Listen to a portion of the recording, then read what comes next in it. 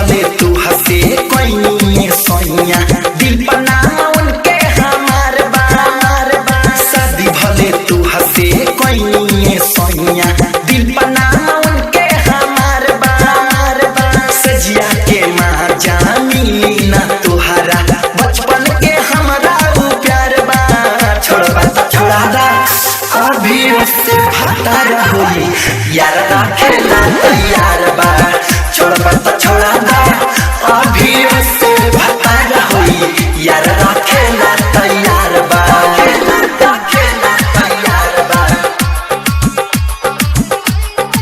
आप सुन रहे हैं केजी एंटरटेनमेंट की धमाकेदार प्रस्तुति।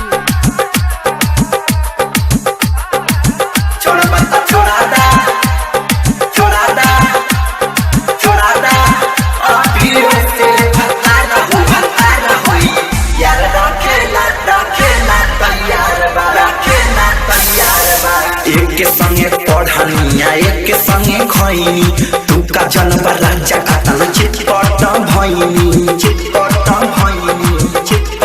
हो एक के संगे पढ़निया एक के संगे खैनी तू का जनम के तना चिटपट भैनी अभी वो दिलवा उनके लाबे करार बा छोड़ा दा अभी उससे भाता रहोली यार राखेला तैयार बा छोड़ा दा अभी उससे भाता रहोली यार राखेला तैयार बा राखेला तैयार बा। तमाशा डिजिटल रिकॉर्डिंग स्टूडियो लखौरा।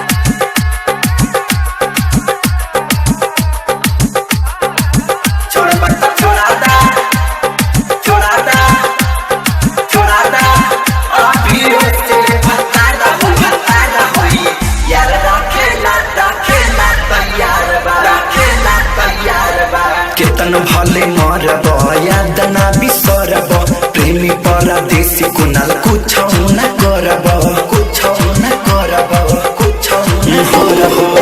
केतन मरब बाकी याद ना बिसरब प्रेमी परदेसी कुनाल कुछ न करब अर्जुन के खातिर सिंहार बा छोड़ा दा अभी उससे भाता रहोली यार राखेला तैयार बा छोड़ा दा अभी उससे भाता रहोली यार राखेला तैयार बा। शादी भले तू हंसे कोई सोनिया दिल बना उनके हमार बार सजिया के माँ जामी ना तुहरा बचपन के हमारा प्यार बा छोड़ा दा अभी उससे भाता रहोली यार राखेला तैयार बा छोड़ा दा अभी उससे भाता रहोली यार राखेला तैयार बा। तमाशा डिजिटल रिकॉर्डिंग स्टूडियो लखौरा।